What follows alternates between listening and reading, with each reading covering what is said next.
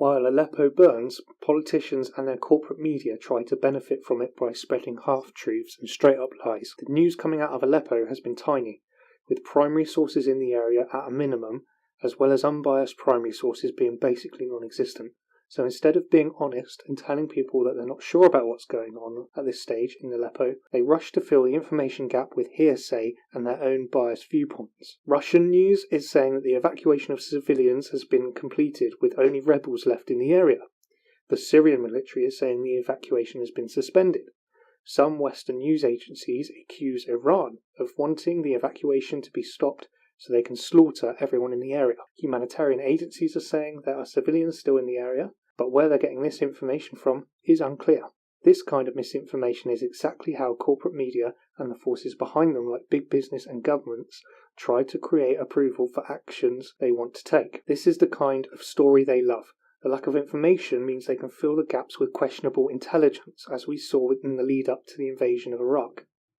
In this case, the West wants to intervene in Syria and remove the Assad regime because they would like to build an oil pipeline through the region, as well as weakening an ally of Russia. They also get the bonus of making the Iranians look bad, as Iran is also opposed to the United States due to its past meddling in the region. The Russians want to convince everyone like they're a benevolent force, saving the world by intervening against Islamic extremism. But they want to keep their ally, Assad, in place, so the West will not build a pipeline which would affect Russia's oil sales. They have military bases already in Syria, so they want to keep those operational. Putin also increases his popularity at home and abroad by seeming like a strong and decisive leader against a growing threat in the Middle East, which deflects from his fall in key support within Russia. Fake news is a big story at the moment, but this is a great example of how governments and big money twist events to try and change people's minds for their own ends. This has been going on for years. In these circumstances, I always tend to think the truth is somewhere in the middle. There are probably still civilians trapped in Aleppo. There probably have been atrocities committed by both sides.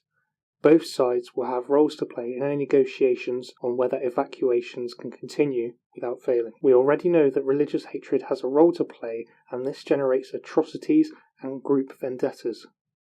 Civilians have been used as bait before. Extremist groups have been known to use them as human shields, and during World War II, Stalin would not let civilians leave cities as he thought it would make his troops fight harder.